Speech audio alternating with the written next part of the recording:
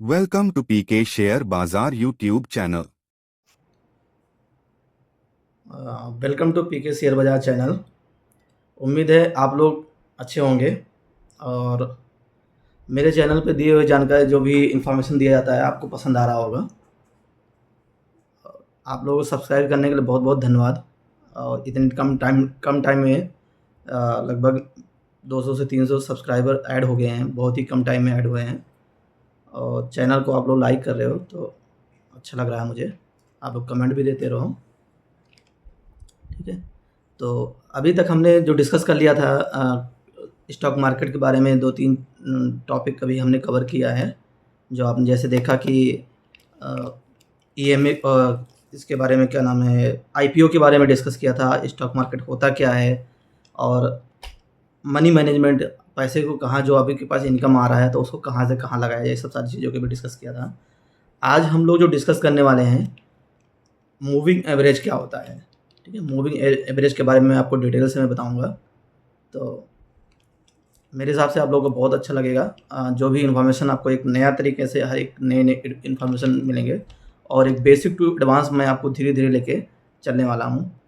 तो आप मेरे साथ वीडियो में मेरे बने रहिए, हम ऐसे मिलते रहेंगे।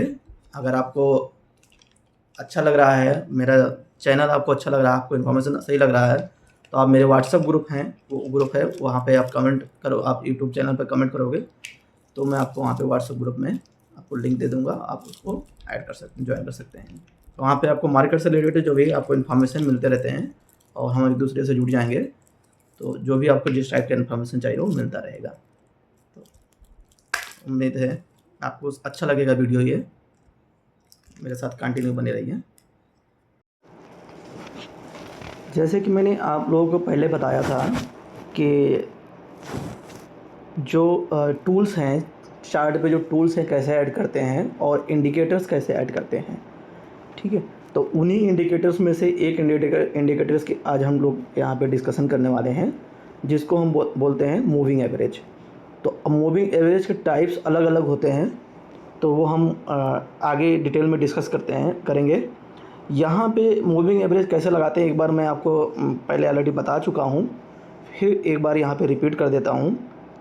आप मान लीजिए कोई एक चार्ट यहाँ पे ओपन कर लिया, किसी भी टाइम फ्रेम में आप चार्ट ओपन कर लो।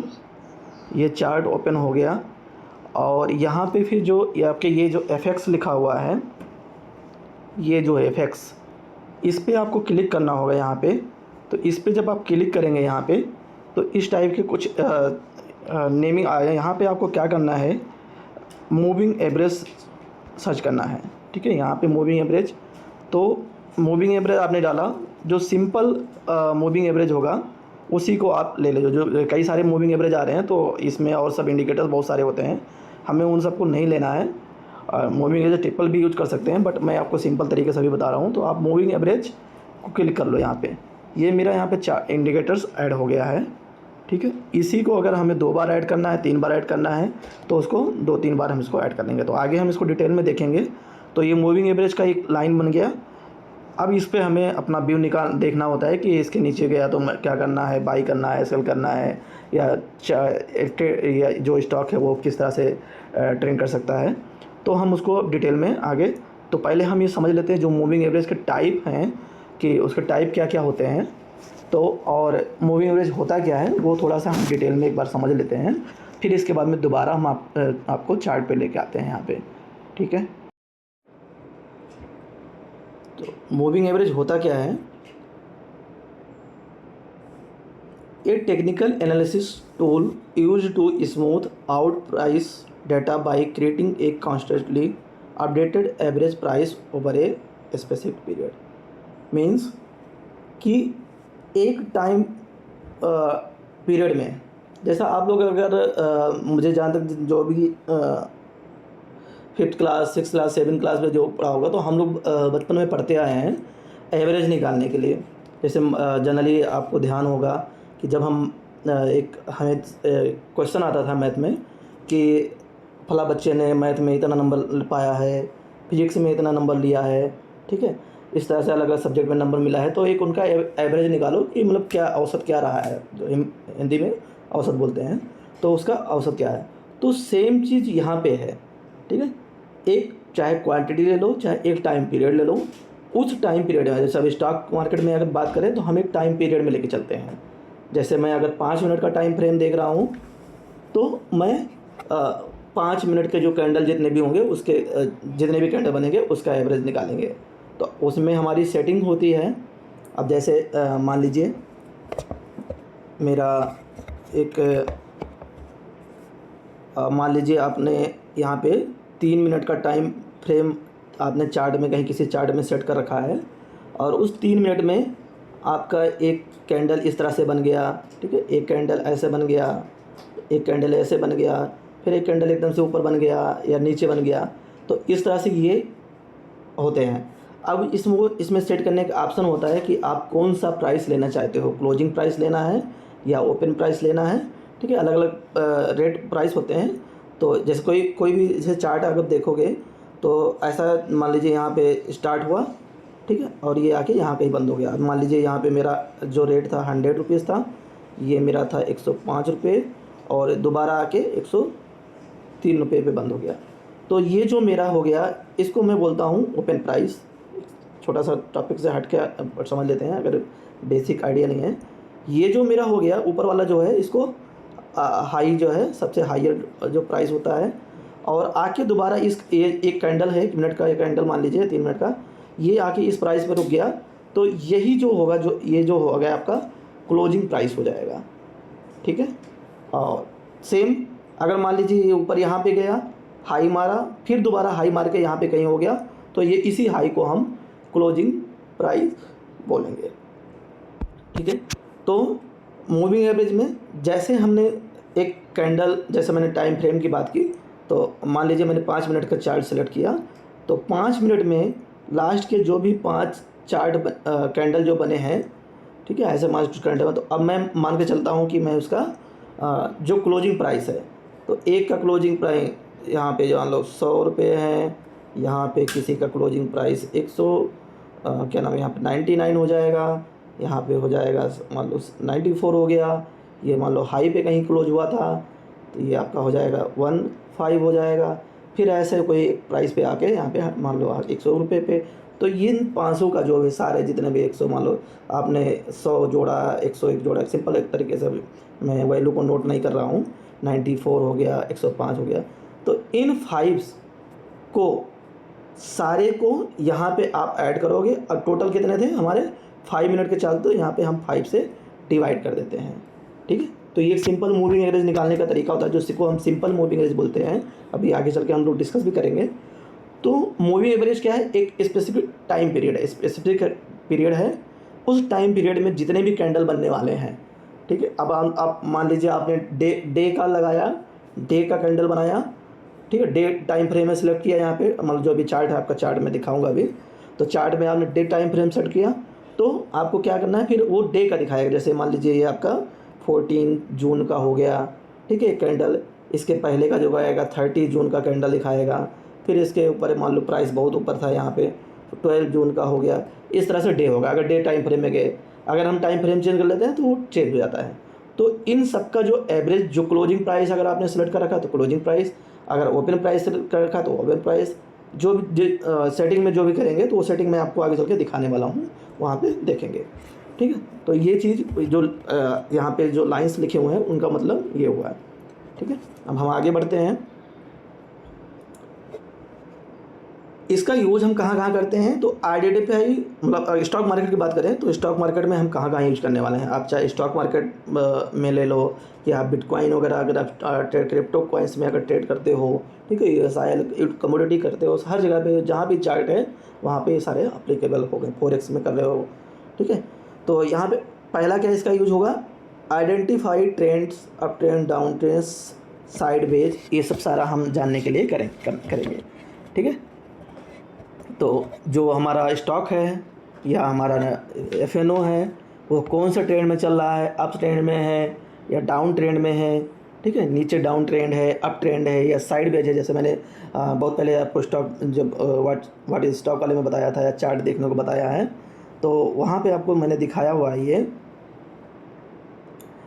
कि कोई भी है स्टॉक है तो एक प्राइस चलता है, ऊपर गया, फिर कुछ टाइम के लिए कंसोलिडेट होगा है, फिर नीचे आएगा, या हो सकता है कि कंटिन्यू ऊपर ऊपर जाता जा रहा हो, फिर नीचे आया हो कुछ टाइम के लिए, फिर ऊपर चला गया हो, इस तरह से।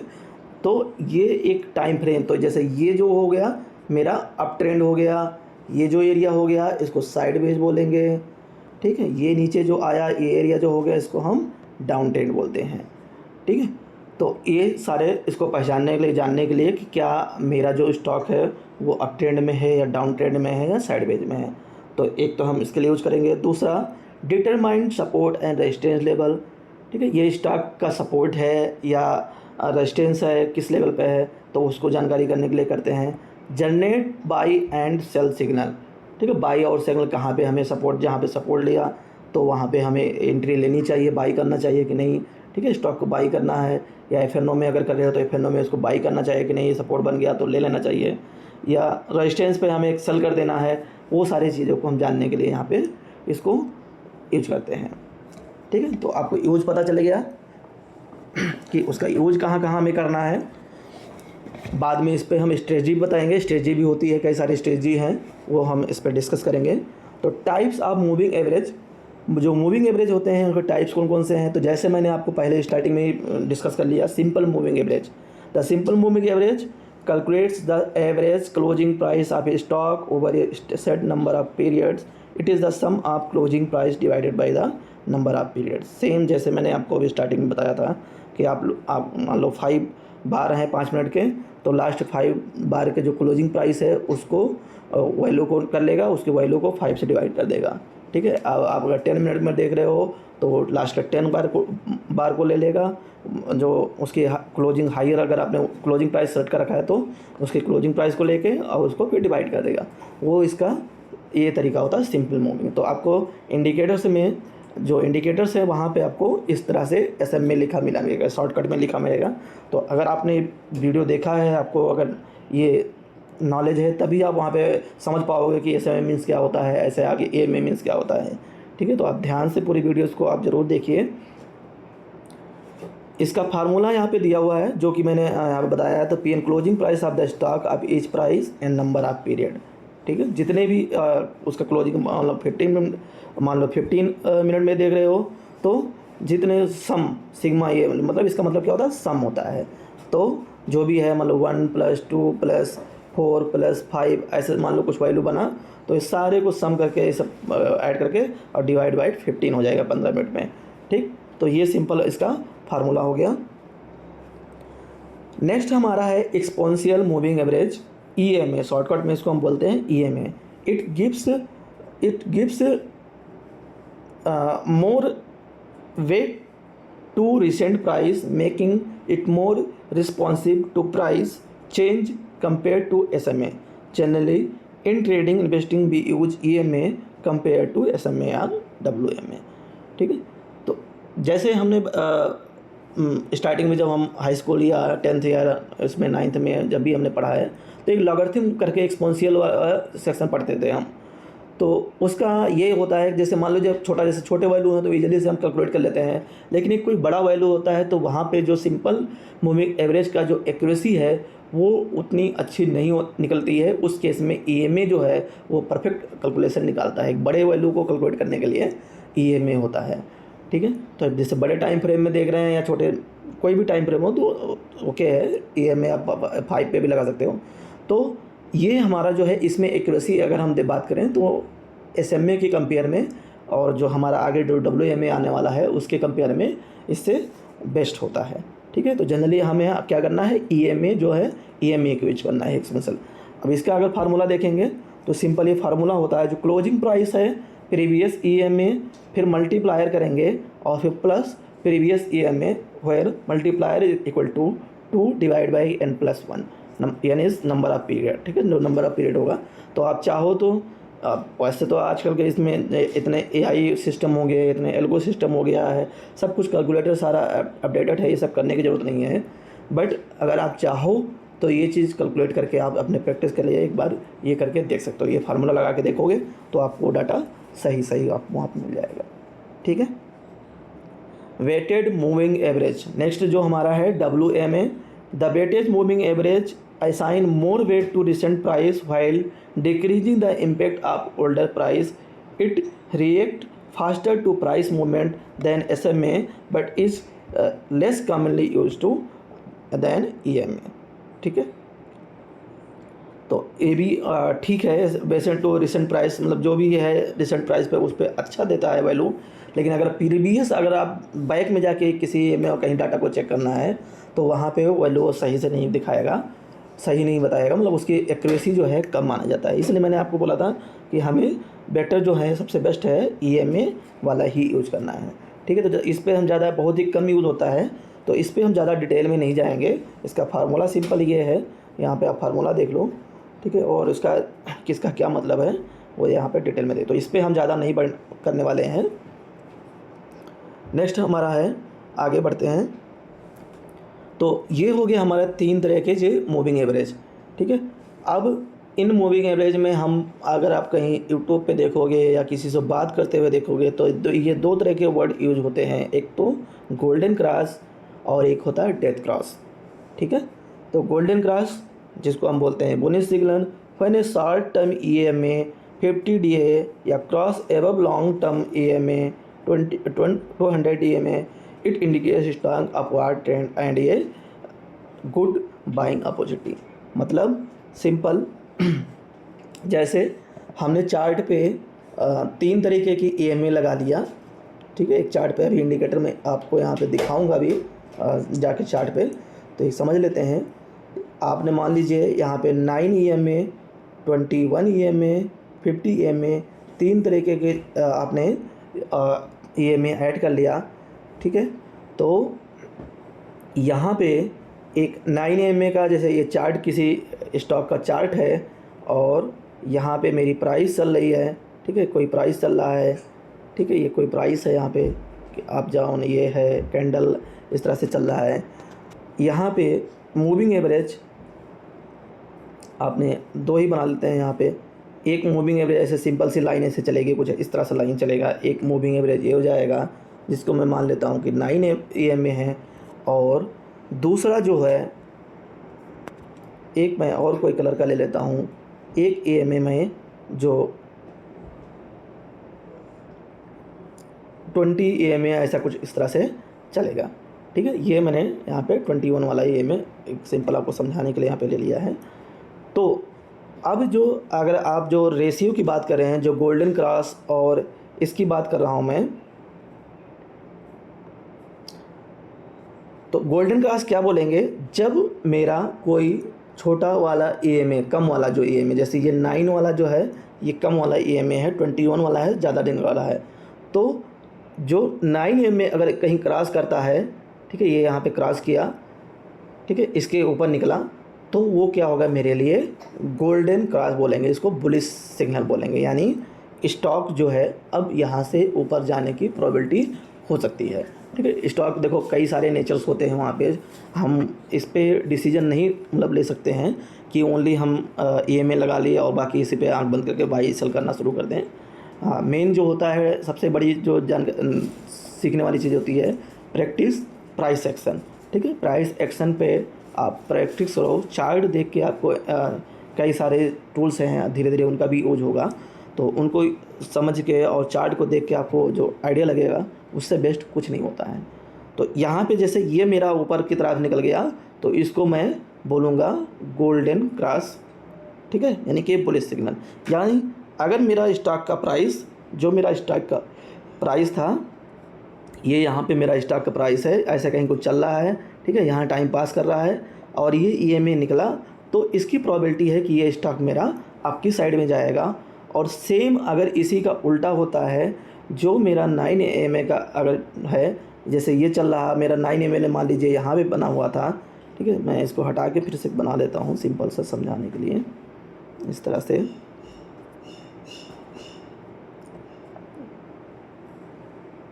ये हो गया मेरा, हाँ, इसको मान लेते हैं 21 हो गया, और दूसरा मैं ले लेता हूँ, ये मान लो आपका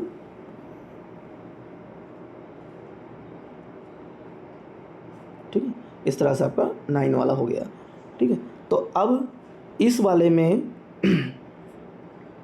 इस वाले में हमें क्या देखना है, जब ये इस वाले को क्रॉस करेगा यानी 9 वाला नीचे आ जाएगा, 20 उसके 20 वाले के नीचे आ जाए तो इसको बोलते हैं डेथ क्रॉस।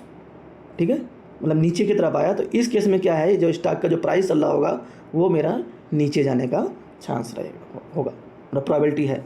100% तो कभी कुछ बोल नहीं सकते मार्केट में कि, बट जो मार्केट होता है शेयर मार्केट पूरा प्रोबेबिलिटी का ही गेम होता है। ठीक है, लोग ऐसे ही गेस करते हैं, आज हमने गेस किया, कल किसी और ने गेस किया, परसों किसी और ने गेस किया। ठीक है, ऐसे करके 10 लोग, 20 लोग, 30 लोग, 40 लोग। अब मान लीजिए, मतलब प्राइस ऊपर नीचे क्यों होता है, मैंने बेसिक बहुत बताया था कि मान लीजिए, ठीक है, 40 लोग हो गए आपके चाहने वाले कि ये ऊपर की तरफ जाएगा, 50 लोग हो गए आपके चाहने वाले कि ये नीचे की तरफ जाएगा। अब ये इनका निकालने का तरीका क्या है, कोई EMA को फॉलो कर रहा है, कोई RSI को फॉलो कर रहा है, कोई एल्गो को फॉलो कर रहा है। ठीक है, किसी भी तरीके से लोग फॉलो कर रहे हैं। तो यहाँ पे अगर इनकी ज़्यादा हो गई, इनकी क्वांटिटी, मतलब ये लोग ज़्यादा लोग हो गए, ठीक है, इनका व्यू सही निकल गया तो क्या होगा प्राइस, क्योंकि ये ज़्यादा लोग चाहने वाले हैं कि सेल करने वाले, यानी इस मतलब सेल करना मतलब यहाँ पे ज़्यादा लोग चाहने वाले हैं कि स्टॉक की प्राइस गिरेगा। ठीक है, उन्होंने पता नहीं किस बेस पे एनालिसिस किया, कैसे किया, जो भी सबका अलग अलग फंडा होता है, कोई EMA बेस पे करता है, कोई एल्गो यूज़ करता है, कोई AI यूज़ कर लेता है, कोई टिप्स लेके करते हैं। तो मार्केट में अब कोई कुछ नहीं जानता, वैसे ही मतलब ट्रेड करना शुरू कर देते हैं, कोई किसी को पता ही नहीं होता कि ठीक है हम बस इसको ऐसे बाई कर लेना है, इसको सेल कर देना है। तो ऐसे बहुत से मतलब होते हैं। तो मार्केट में अगर आप नया आया तो पहले आप कोशिश करिए लर्निंग करने का, क्योंकि अगर आपने लर्निंग नहीं किया, सीखा नहीं, तो आप हो सकता है आप शॉर्ट टर्म में पैसा बना लिए हों, लेकिन लॉन्ग टर्म में जाके आपको नुकसान होने वाला ही है। ठीक है, तो वहाँ पे हमारा अगर मान लो वो ज़्यादा हो गया तो मेरा प्राइस नीचे 50% हो गया, तो वो ज़्यादा, तो वहाँ पे प्राइस मेरा नीचे आ जाएगा। सेम अगर 50 ने चाह लिया कि इसका स्टॉक का प्राइस ऊपर जाना चाहिए, उनके लिए से ज़्यादा हो गया तो क्या होगा, स्टॉक ऊपर चला जाएगा। 40 वाले चाह रहे हैं कि नीचे जाना चाहिए, 50 वाला चाह रहे हैं कि ऊपर जाना चाहिए, तो ऊपर चला जाएगा। ठीक है, ये मेरा इसका हो गया गोल्डन क्रॉस और डेथ क्रॉस यहाँ पे समझने का। ठीक है, ये डेथ क्रॉस वाला हो गया, जैसे मैंने इसको समझा दिया। When short term EMA cross below long term EMA it indicates a potential down trend and a good selling opportunity.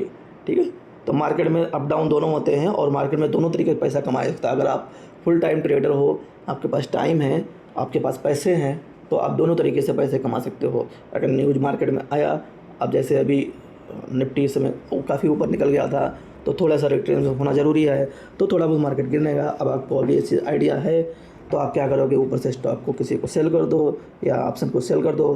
तो ऑप्शन में थोड़ा सा रिस्की होता है क्योंकि उसमें टाइम डिके वाला चीज़ें होता है, बट स्टॉक के केस में आप उसमें कर सकते हो। किसी स्टॉक को बहुत अच्छा ऊपर गया हुआ है तो आप वहाँ पे सेलिंग कर दो, सेल करके और वहाँ पे आप अपना SLO जो भी लगा के सारा उसको ट्रेड कर सकते हो।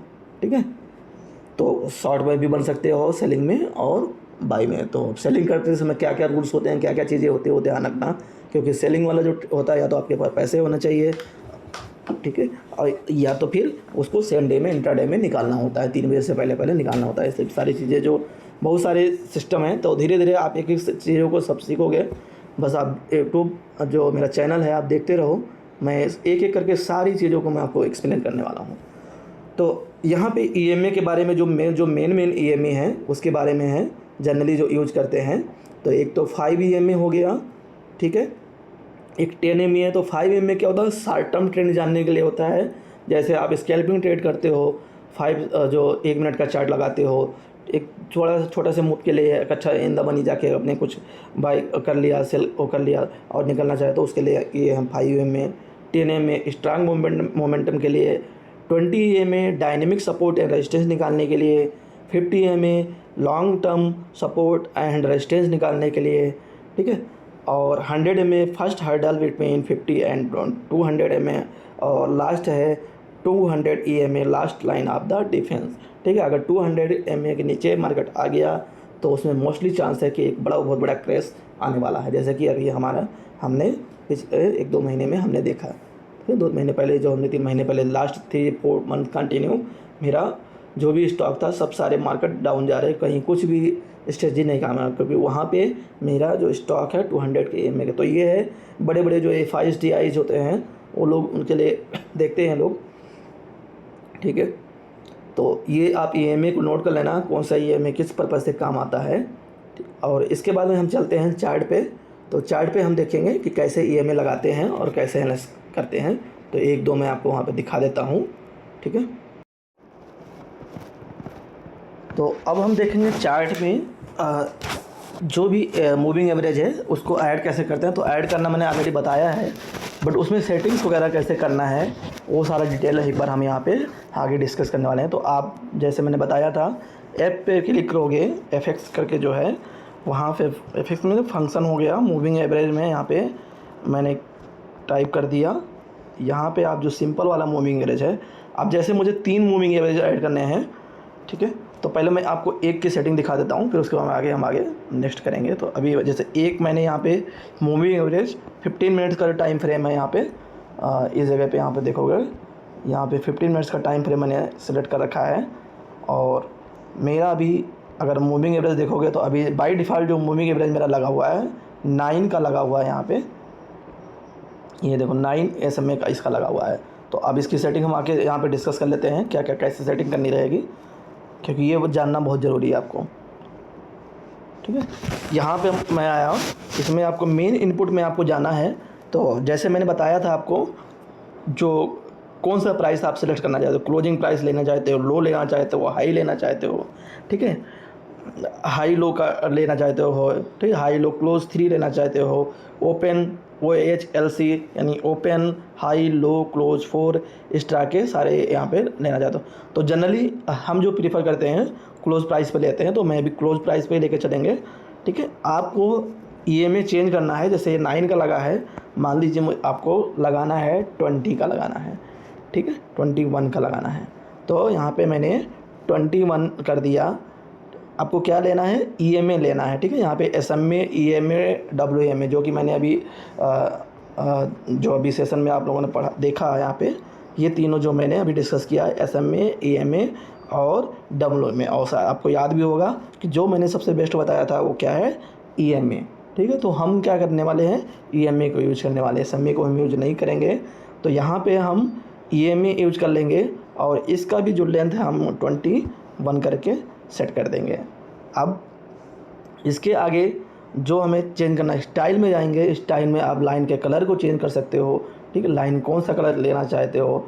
तो मैं इसको पहले वाले को मैं ग्रीन ले लेता हूँ, ठीक है। इसकी ग्रीन को इसको आप चाहते हो कि लाइन मेरी जो है थोड़ा डार्क दिखे, जैसे अभी आप यहाँ पे देखोगे पीछे लाइन जो यहाँ पे दिख रही है, ये जो लाइन दिख रही है डार्क नहीं दिख रहा है, ठीक है। अगर इसको आप डार्क करना चाहोगे तो इस तरह से इसको यहाँ पे डार्क कर सकते हो, ठीक है। तो ज़्यादा डार्क करने की ज़रूरत नहीं है, क्योंकि अगर आप छोटे टाइम फ्रेम में जाके देखोगे तो फिर दिक्कत होता है, वहाँ पे वो बड़ा सा दिखेगा तो क्लियर नहीं होगा। इससे लाइन का जो कलर है वो कम ज़्यादा कर सकते हो। जैसे यहाँ पे हो गया, एक तो लाइन चौड़ी हो गई लेकिन उसको आप देख तो कि पतली सी दिखे या कुछ है। तो लोग इंडिकेटर बनाने में जब इसको यूज़ करते हैं, जब बनाते हैं अपना खुद का जब इंडिकेटर डेवलप करते हैं तो इस तरह के यूज़ करते हैं। तो जनरली हमें क्या करना है, ये पतले वाले को जो है सबसे थिन वाला है उसी को हम यूज़ करेंगे, ठीक है। ग्रीन मैंने यूज कर लिया 20 का। तो एक सेटिंग आपको ये करना है, अगर आप चाहे तो यहाँ पे किस टाइप का है, ये में हिस्टोग्राम में लेना चाहे तो हिस्टोग्राम में दिखेगा, ठीक है, और क्रॉस में दिखना चाहे तो क्रॉस में दिखेगा। ये इस तरह से पूरा देखना चाहोगे एरिया में तो एरिया में, कॉलम में देखना चाहो कॉलम। तो जनरली हम जो यूज़ करते हैं EMA में तो लाइन वाला ही यूज करते हैं, तो लाइन वाला ही लेके चलेंगे, कोई दूसरी सेटिंग, बाकी ये सेटिंग चेंज करने की ज़रूरत नहीं होती है, ठीक है। 20 और स्मूथ EMA लगाने की ज़रूरत नहीं है अभी, इसमें जब ज़रूरत पड़ेगी आगे मैं उसको बता दूंगा। तो ये हो गया मेरा सेटिंग, EMA कैसे सेट करते हैं, ठीक है। अब इसी में मैं दूसरा EMA ऐड करूँगा, सेम मूविंग एवरेज टाइप करोगे आप।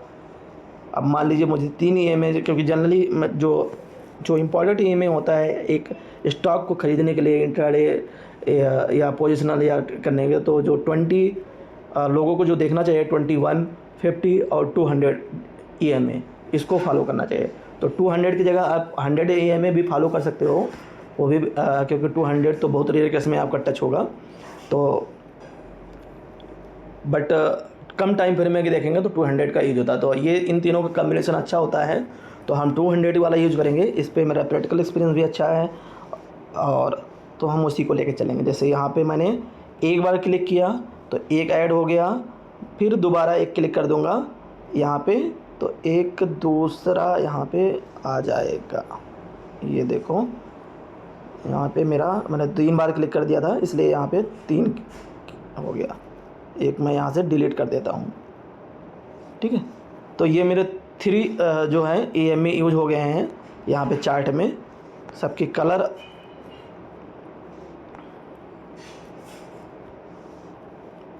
मूविंग एवरेज ये दोनों सेम दिख रहे हैं, इसलिए क्योंकि यहाँ पे देखो आपको अगर देखेगा ना तो यहाँ पर दोनों एक ही लाइन, 2 ही लाइन दिख रहे हैं। बट ऐसा क्यों हो रहा है? क्योंकि यहाँ पे अगर आप सेटिंग में देखोगे तो 99 करके ही लिखा हुआ है, दोनों सेम है, इसलिए एक के ऊपर एक ओवरलैप है। तो वो क्लियर। अब हम यहाँ पे सेटिंग करेंगे। सेटिंग में जैसे मैंने बताया था सेम वैसे ही करते जाएंगे। तो दूसरे वाले को मैं ले लेता हूँ, एक मैंने ग्रीन ले लिया, जो उसके बाद में 50 वाले को मैं ले लूँगा। कलर अभी बाद में डिसाइड कर लेते हैं। यहाँ पे 50, यहाँ पे मेरा EMA ये ले लिया, और इसके बाद यहाँ पे कलर ले लेते हैं। कलर में मैं यहाँ पे ले लेता हूँ ग्रीन के बाद में ब्लू ले लेते हैं यहाँ पे, या स्काई ब्लू ले हो, ठीक है। ये सेट हो गया। अब थर्ड वाले को सेट करेंगे। यहाँ पे मैं आ गया, इसमें मैंने यहाँ पे 200 EMA ले लिया, क्लोज प्राइस ही रहेगा।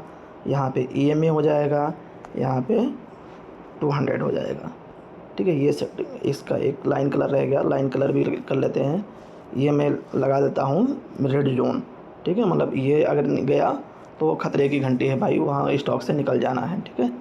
इसलिए इसको मैं रेड कलर दे लेता हूँ, ठीक है। ये इसको ऐसे हाइड कर दो, और ये आपका EMA का बन गया। अब इसको चाहो तो आप इसको कि दोबारा किसी स्टॉक में बना रहे, आपको हर बार लगाना ना पड़े, तो आप यहाँ पे सेव कर सकते हो। सेव इंडिकेटर्स में जाएंगे, यहाँ पे जैसे कि मैंने बताया तो आप मेरे नाम से सेव कर सकते हो या अपने नाम से, ठीक है। PKEMA करके मैंने यहाँ पे डाल दिया और इसको सेव कर दिया, ठीक है। अब आप कोई नेक्स्ट चार्ट ओपन करोगे या आप इसको ऐप को बंद कर दोगे, तो अगर मान लो इन केस आपका ये आया, ओनली चार्ट आया, जैसे मान लीजिए लगाया, इस तरह से आएगा, और आप यहाँ पे दोबारा फिर इसको सेम जो मैंने था वो लगा के ओपन कर सकते हो, ठीक है। अब यहाँ पे हम लोग डिस्कस करेंगे जो गोल्डन क्रॉस और वो बात हुई थी, डेथ क्रॉस की बात हुई थी। तो कहीं भी देख लो, जैसे नीचे से जा रहा है, तो अगर आप देखोगे यहाँ पे खुद ही आपको डाटा मिल जाएगा। जैसे यहाँ पे देखिए, ये मेरा जो ग्रीन वाला लाइन था वो मेरा क्या था, 21 EMA था। जो ब्लू वाला लाइन था वो 50 था, और ये मेरा 200। अभी हम कर रहे हैं 15 मिनट के चार्ट पे। अब मान लीजिए आपने ये स्टॉक ओपन कर रखा है, ठीक है। आप पहले से देखते आ रहे हो, चार्ट को देखते आ रहे हो यहाँ पे, ठीक है। यहाँ तक कुछ क्लैरिटी नहीं हो रहा है कि दोनों के बीच में काफ़ी गैप सब लग रहे हैं, तो इसका मतलब ये स्टॉक थोड़ा वैलिडिटी इसमें है, अब साइड वेज चल रहे हैं, वैलिडिटी है।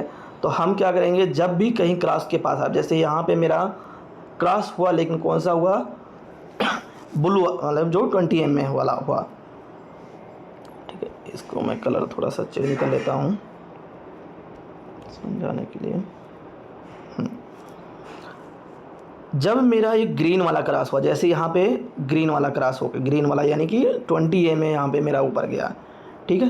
तो एक तरीका होता है अलग लेने का कि जब भी क्रॉस करे तो उसके बाद में थोड़ा सा हमें वेट करना चाहिए इसको रिट्रेसमेंट लेने का। ऐसा नहीं कि जैसे ये रिट्रेसमेंट हो गया तो यहाँ पे तुरंत के तुरंत एंट्री लेने में थोड़ा सा रिस्की होता है। कभी कभी क्या ये सब लोगों के दिमाग में ये होता है, बहुत लोग जानते हैं ये चीज़ें। तो कई बार ऐसा होता है कि वो एक SL हिट करा के, यहाँ पे SL हिट करा के दोबारा पे टच करके वापस जाता है। तो हमें क्या करना चाहिए, थोड़ा सा यहाँ पे वेट करेंगे का गिरावट। जैसे अब ये वाला आया मेरा यहाँ पे, तो अब यहाँ पे हमें एंट्री लेनी चाहिए, ठीक है। जैसे एक थोड़ा सा 50% जो भी होगा, जो मैक्सिमम गया है उसका 50%। तो अब 50% कैसे निकालेंगे, उसका तरीका अलग अलग तरीके होते हैं निकालने के। तो जैसे मान लो दिखा देता हूँ मैं आपको। जैसे ये यहाँ से मूव हुआ तो एक ये हुआ और एक लाइन हो गई मेरी, इसी को मैं कॉपी कर लेता हूँ क्लोन करके, यहाँ पे मैं नीचे ले आया, यहाँ पे कहीं लाइन पे ले आया, जो हाँ जहाँ क्रॉस है वहाँ से लेके चलेंगे, ये लाइन हो गया। तो मुझे वेट करना है, इसका 50% निकालना है, जैसे मैंने आपको फिबोनाची का दिखाया था, जिन्होंने ट्रेनिंग पहले से अटेंड किया हो।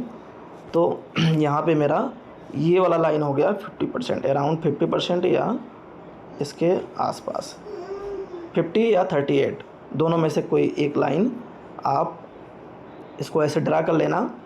यहाँ पे जब ड्रा कर लोगे, ठीक है, ये मेरा हाई लो बन गया था। अब मुझे एंट्री जो लेनी है, चाहो तो ये वाला आप हटा दो, ठीक है, लाइन सॉरी वो हट गया, ये हटाना था मुझे, ठीक है कोई नहीं। यहाँ पे जब भी स्टॉक यहाँ से क्रॉस किया है, ये मेरा स्टॉक यहाँ से क्रॉस किया है, और जब वापस आके या तो यहाँ के 38 के जो 38 लेवल है इसके पास आके कहीं रुके, और या तो फिर ये 0.5 वाला जो लेवल है वहाँ पे आके, वहाँ से अगर टर्न लेता है तो हमें स्टॉक में एंट्री ले लेना चाहिए। तो ये EMA के बेस पे तरीके होते हैं निकालने का।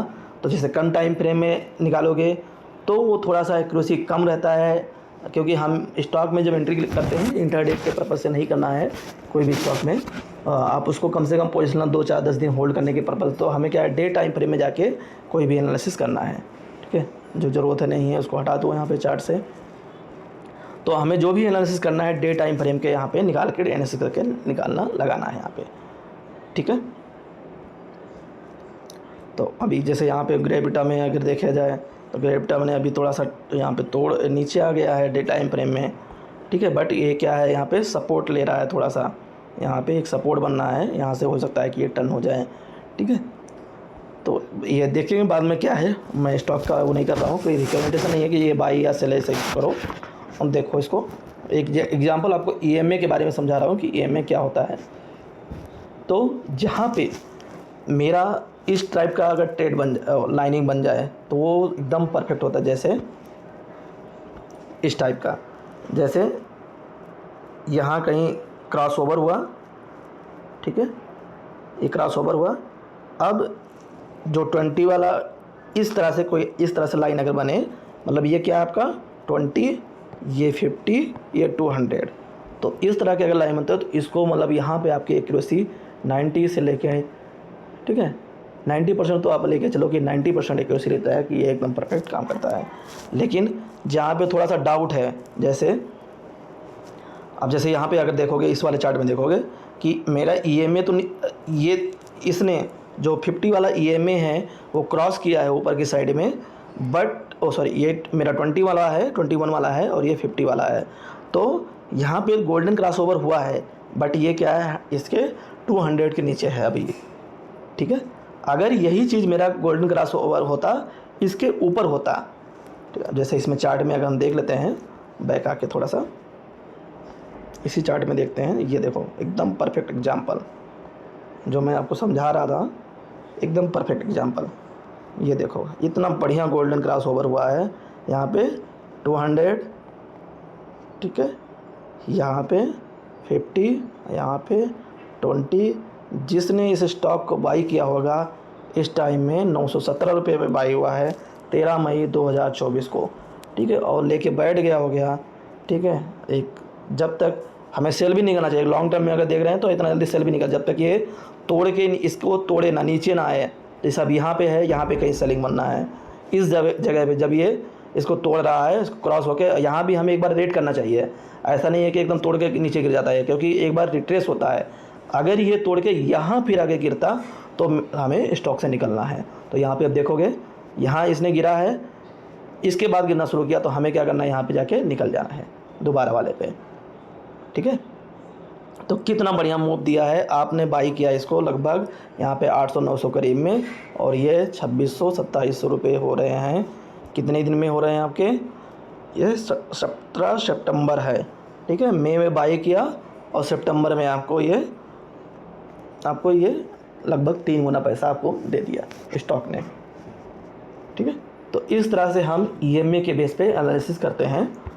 तो अलग अलग टाइम फ्रेम में देखने होता है, कोई मंथली व्यू में देखा होता है कि मंथली व्यू में क्या होता है, वीकली व्यू है, इसमें क्या है, किस तरह का चार्ट बनना है। तो ये हम डिटेल में डिस्कस करेंगे धीरे धीरे करके आगे, जब आप एक एक करके ये सारी चीज़ें सीख जाओ हर एक टूल के बारे में, एकदम बेसिक लेके चल रहे हैं, फिर आगे इसको डिस्कस करेंगे। वीडियो मेरा काफ़ी बड़ा हो जाएगा, इसलिए अभी इसको यहीं पे क्लोज़ करते हैं। दूसरा एग्जांपल मैं नहीं दूंगा किसी और उसका, ठीक है। तो मेरे ख्याल से आपको ये क्लियर हो गया होगा कि EM में क्या होता है, मूविंग एवरेज क्या होता है, SM में क्या होता है, EM में क्या होता है, WM में क्या होता है, उसको चार्ट में कैसे यूज़ करते हैं और कैसे सेव करते हैं। आपको अगर वीडियो में बताया जो इन्फॉर्मेशन है आपको अच्छा लगता है तो एक बार आप ज़रूर लाइक कमेंट ज़रूर करना, वो से मुझे बहुत मोटिवेशन मिलने वाला है। आपका कमेंट देख के मैं बहुत ही खुश हो जाता हूँ। एक पॉजिटिव कमेंट देना, नेगेटिव कमेंट देना हो तो पर्सनल बात कर लेना, ठीक है। नेगेटिव कमेंट देने से कोई फ़ायदा नहीं है। हाँ, आपको लगता है तो एक बार आप कुछ इम्प्रूवमेंट लगता है, मैं नॉलेज पे ज़्यादा फोकस कर रहा हूँ, आपको नॉलेज हो ज़्यादा, वीडियो को बनाने की कोशिश नहीं कर रहा हूँ कि वीडियो में बहुत तड़क भड़क दिखा दूँ। चाहूँ तो मैं AI से बड़ी वीडियो बना के आपको डाल सकता हूँ, लेकिन उसका कोई बेनिफिट नहीं। प्रैक्टिकल नॉलेज जो यहाँ पे आपको दिखेगा वो सबसे बेस्ट है, ठीक है। तो मिलते हैं नेक्स्ट वीडियो में।